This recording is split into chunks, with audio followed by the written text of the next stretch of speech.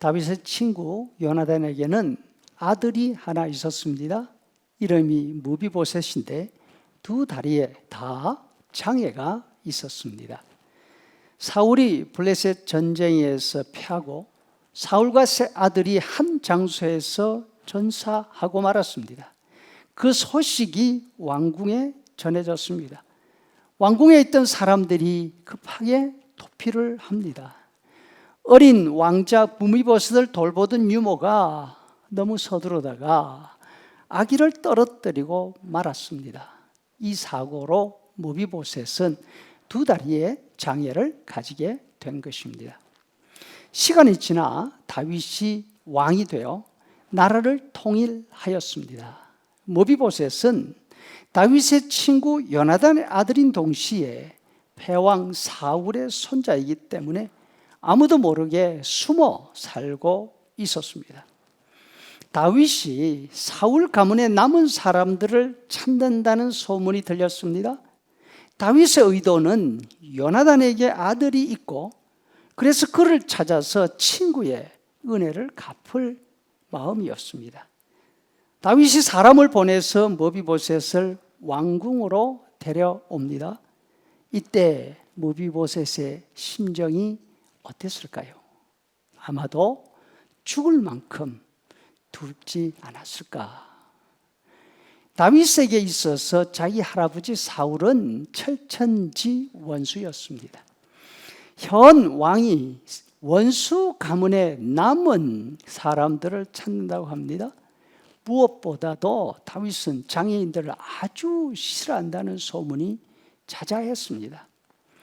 다윗 앞에 나온 무비보셋은 자신을 죽은 개 같은 존재라고 표현을 합니다. 다윗은 벌벌 떨고 있는 무비보셋에게 두려워하지 말라. 내가 너를 찾는 이유는 네 할아버지 사울의 원수를 갚기 위해서가 아니다. 내 아버지 요나단에게 입은 은혜가 커서 그것을 갚기 위해서다. 다윗은 과거 사울이 왕이었을 때 그가 소유하겠던 모든 것을 무비보셋에게 그대로 되돌려 주었습니다. 동시에 무비보셋은 그의 영지가 아니라 다윗 왕궁에 살게 했습니다. 다윗과 함께 한 밥상에서 밥을 먹게 조처를 하였습니다. 무비보셋은 역적의 자식이고 죄인이었습니다. 하지만 다윗이 베푼 은혜로 왕의 아들 자리에 앉게 되었던 것입니다. 다윗의 본심을 알고 난 무비보셋은 이 종이 무엇이기에 왕께서 죽은 개 같은 나를 돌아보시나이까 이렇게 말했습니다. 압살롬 반란이 끝나고 무비보셋이 다시 다윗 앞에 불려옵니다. 무비보셋의 종이 그를 거짓으로 왕에게 고발했기 때문입니다. 반란 때 왕을 배신하고 압살롬 편에 붙었다는 것입니다. 왕 앞에서 무비보셋은 이렇게 말합니다. 내 재산 전부를 그 종이 원하는 대로 다 가지게 하셔도 됩니다. 왕께서 죄인인 나를 왕의 상에서 먹게 해 주셨는데 내가 무엇을 더 바라겠습니까? 이미 받은 은혜로 충분합니다.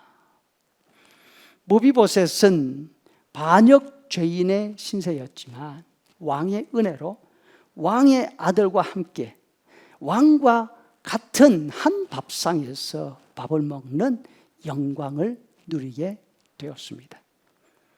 그런데 다윗의 밥상에서 왕과 함께 밥을 먹는 무비보셋의 모습은 예수님의 은혜로 죄를 용서받고 하나님의 아들과 딸이 되어서 하나님과 한 잔치상에 앉는 우리의 모습입니다. 초대교회 성도들은 예배 때마다 성찬식을 했습니다. 사도행전 20장 7절 그 주간의 첫날의 주일이죠. 우리가 떡을 떼려 하여 모였더니 예배 중에 있는 성찬식을 말하는 것입니다. 바울이 그들에게 강론했다. 성도들은 예배 가운데 정만찬을 나누면서 장차 하나님 나라에서 하나님과 예수님과 더불어 함께 가질 그 영광의 식탁을 기대하였습니다. 예수님이 마지막 만찬에서 이렇게 말씀하셨기 때문이죠. 마태복음 26장 29절 그러나 너희에게 이르노니 내가 포도나무에서 난 것을 이제부터 내 아버지의 나라에서 새 것으로 너희와 함께 마시는 날까지 마시지 아니하리라 하시니라. 여기에서 중요한 것은 너희와 함께라는 말씀인 것입니다.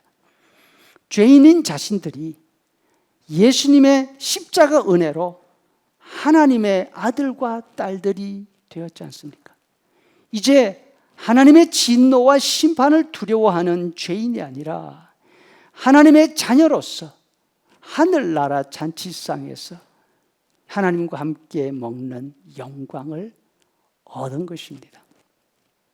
하나님을 믿는 우리가 예배하는 모습은 높고 높은 보좌에 앉으신 하나님을 향해서 두려워 감히 얼굴도 들지 못하고 납작 엎드려 있는 그런 모습이 아닙니다.